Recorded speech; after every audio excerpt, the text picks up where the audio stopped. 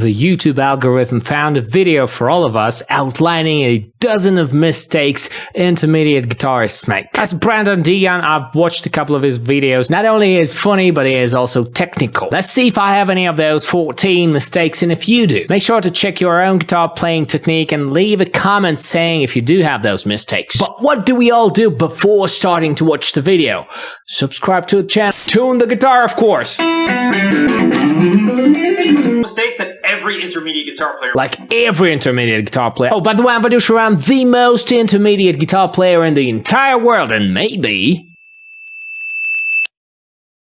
even on YouTube. I'll start by showing you very common mistakes, and as this video progresses, I'll show you more advanced. It'll start from the basics and go to more complicated stuff, which is always nice. Watch the video till the end to see every one of those. Mistake 1. Holy craps. Incorrect thumb placement. Placing your thumb along the neck is wrong, like this, but placing it perpendicular is correct. Right, this is wrong, while this is correct. This will allow you for a better hand placement, because this will not allow you to stretch far enough. If you put your thumb here like this, and you put a finger here, you can't stretch really far. It's like 2 frets, literally. But if you do it like this, like a little ducky thing, and you do it like this, you can stretch like very far. Not too far, I'm not a great stretcher, but I mean, that's not 2 frets we have here. And by the way, did you notice he has this little thing on his guitar, on the back of the guitar head? That's very nice. I totally recommend you have these. It allows you to place your pick in here, and it stays here. You never lose your pick. You only need to have 1 pick, not a dozen of them. Approved. Mistake 2. Holy moly. Angling your fingers. Angling your fingers. He means doing the fingers like this. If you angle your fingers, it just is not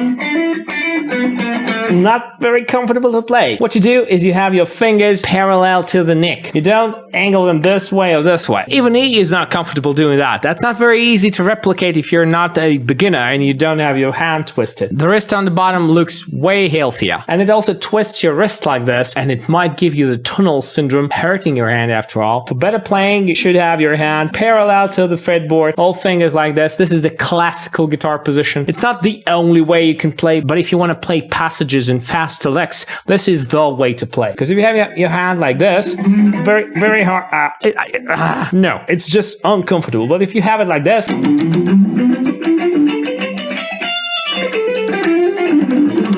that was dirty. But when you're on stage, it doesn't really matter how your hand is positioned, as long as you got your material memorized to the muscle memory. If you look at my grip, it kind of looks like that Italian meme thing. It does. But the way to think about it is having your thumb very opposite in the very same spot, but on the other side of the fretboard. Press a note there, your thumb goes right in the very same place where your note is at. It shouldn't be there or there, right behind what's happening on the fretboard. Mistake 3. All right. The Hendrix Grip. The Hendrix Grip is now a mistake. Alright, I'm not really good at the Hendrix Grip because it's just not comfortable for me to play. I know some people can use the thumb to actually fret the notes. I can't. If you do the Hendrix chord like this and you want to do this bass motion, you could actually do this.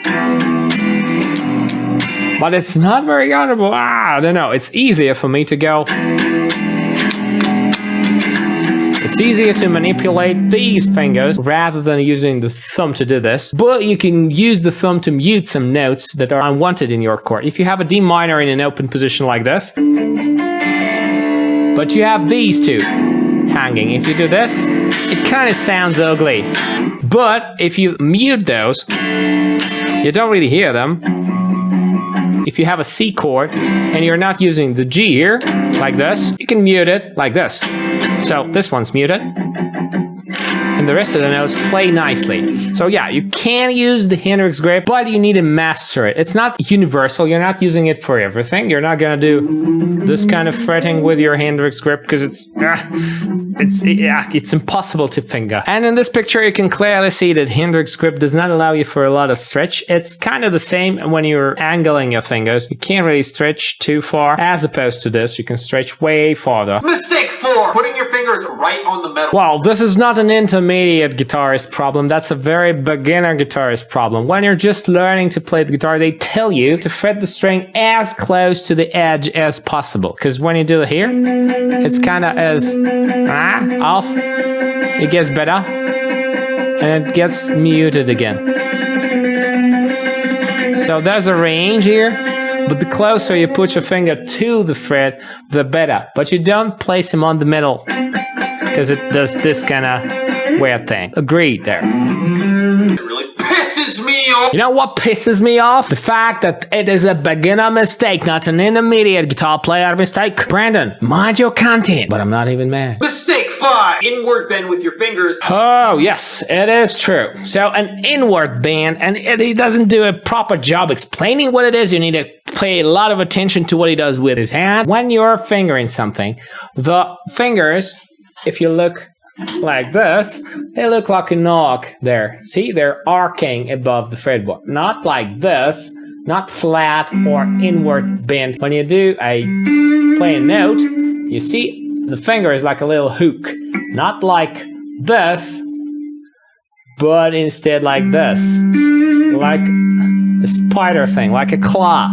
You claw them in, you don't flat lie them. When you do the flat thing, you kind of lose that. Not all that convenient. Better. Mistake 6 is squeezing the neck. Oh yes, if you squeeze the neck too hard, you just bend the string. See, that's a note, and that's me pressing it too hard. So I'm not changing the fret, but I'm pressing it too hard. So this and this, just compare that. So this and this. See, it goes bendy and it goes off pitch, and you waste a lot of energy pressing that in. So when you squeeze too hard, not only you're being sonically unpleasant, but you're being muscle-wise inefficient. And the advice Brandon gives is very nice. So you apply as little pressure as you can, and you add pressure until you hear a sound. Just as the sound becomes okay, you don't apply any more pressure. You just find the least amount of pressure you can apply. Find the minimal effort you need to play, because it's all about being optimal in terms of using your muscle energy. The less energy you're going to be using, the longer you're going to be playing. The easier it is going to be for you to play. It's all about muscle economy. Mistake 7. Lifting your fingers too high as you play. I'm totally guilty of that. When I play a passage, you see how high my fingers go up?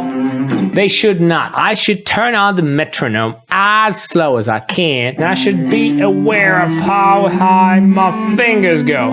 See, I try really hard to not lift them, and that's something I need to be practicing. Went up again. It's very difficult. I heard the spider exercise helps, and the spider exercise is when you put your fingers on one string, all 4 of them on 1, 2, 3, 4 frets, anyone's chromatically. And then you start doing this, not lifting the rest of the fingers. Pretty hard though. And you try to make sure your fingers stay in place. And it's very difficult to do. You practice that to a metronome.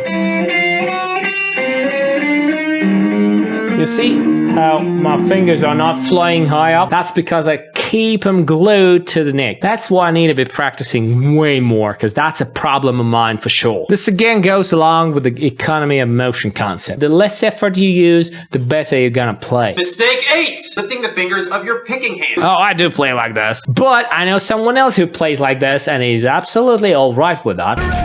My usual technique is this. That's what I do. I don't lift him up like this. I don't do the thing. It allows me to palm mute more efficiently. But I've heard many professional guitar players say that this is the way to play, the right way. You can anchor the pinky to the body if you need, but the best way to play is to use a relaxed fist like this. Could practice this more. Not the best way to play for me. Not very convenient, not too comfortable. Mistake 9. Not moving your right hand as you pick. I mean, how can you pick without moving your right hand? So when you pick string number 6, it goes like this. 5, 4, 3, 2, 1. You see, I'm not really moving the wrist, it stays here. What Brandon means, you should do it like this. You should be moving your wrist along with the strings. It's a hard thing to do. I absolutely need to be practicing that way more. Mistake 10. Not bending with multiple fingers. Oh, this one's a beginner mistake. Never seen an intermediate guitar player do this. Basically, a bend is when you do this and then return the string back. You find a fret you want to bend to. So if that's an E, you want to bend to an F sharp. You just remember this note and you bend up to it. That's pretty easy. You see me using multiple fingers for that. I'm not using just one finger. I'm not doing this. Because it's just hard. The more fingers you use, the easier it is. So yeah, the more fingers you use, up to 3. I've never seen 4 fingers in use. It adds strength, adds precision. Nice. Mistake 11. Bending with your fingers instead of your wrist. Yeah, that makes sense. When you bend with your fingers, just the fingers, it kind of is still hard, even if it's multiple fingers. You bend with your wrist, and if, instead of doing this thing, you do kind of this thing. So it's, you see, the wrist is going. It's not pushing or pulling the fingers. It's more twisting the wrist. It's more like this. Mistake 12. Double note. Okay, double note. These are not double notes. That's just missynchronization between your hands. When you do this, it's 3 notes. But if I play fast enough, you can hear that. It's not double notes, it's just you're missing the time when you have to hit a note. You need to sync your hands. To do that, use a metronome and play along with it at a slower tempo and gradually increase the tempo. Mistake 13. Weak pull-offs. A pull-off when you have a note and then you pull it off. It's more of a snap. So it's not just you doing this. See? Second note is meh. But instead you do it kind of like this so that it's better. Not this, but the test is when you don't do the hammer-on. You don't actually extend it, just do the pull-off. If you can make it sound, not like this, but instead like this. That's a good pull-off. You snap it. Mistake 14 is weak hammer-ons. They could have combined those. Weak hammer-ons is the very same thing. When you do this, that's a hammer-on. If your finger is flat, like this, it's kind of is harder to do the hammer-on. But if it's angled and the clawy, and you do it with the very tip of your finger, it's more acute. And you can do things like that. You can hear the sound. You hear the hammer thing going on? Your fingertips are gonna hurt as hell, but you're gonna get used to it and they'll roughen up and you're not gonna be feeling that much of a pain in a month or 2, especially when you're tapping. Your hammer-ons and pull-ups gotta be very much on point. Now just leave! Yeah, I agree with most of the things you said, except for probably the Hendrix Grip, because it's a grip you need to master. It's just a different way of playing. It's not per se a mistake. It can be limiting unless you know what you're doing. If you like videos like this, please consider subscribing to the channel, and please like the video if you have a heart. I hope you learned something today, because you're awesome.